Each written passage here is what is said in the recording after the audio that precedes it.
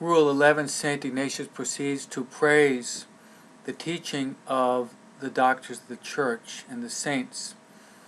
In this rule he mentions to praise the teaching of the great St. Augustine, also to praise the teaching of St. Jerome, who was instrumental in translating the Bible into the Vulgate, into Latin, to praise also the teaching of the great Pope, St. Gregory the Great.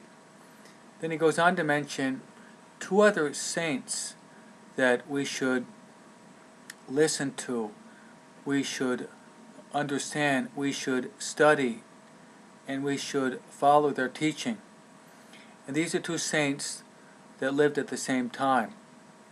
One was St. Thomas Aquinas, who had one of the greatest minds in the Church, who was a follower of St. Dominic, a Dominican, who wrote so many beautiful treatises on almost everything that refers to God. And then someone who lived at the same time was a follower of St. Francis of Assisi, and his name is St. Bonaventure. So St. Ignatius in this Rule 11, he praises the teaching of the doctors of the Church, but he also praises the teaching of the great saints. In other words, these men have been chosen by God as special instruments by which they will enlighten our minds.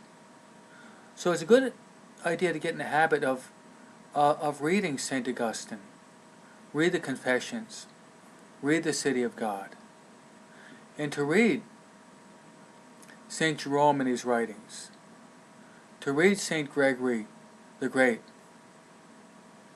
who wrote the life of St. Anthony of the Desert. Also to read the great writings of St. Thomas Aquinas, the Summa Theologica, the Summa Contra Gentiles, and to read the beautiful mystical writings of St. Bonaventure, who was a faithful son of St. Francis of Assisi.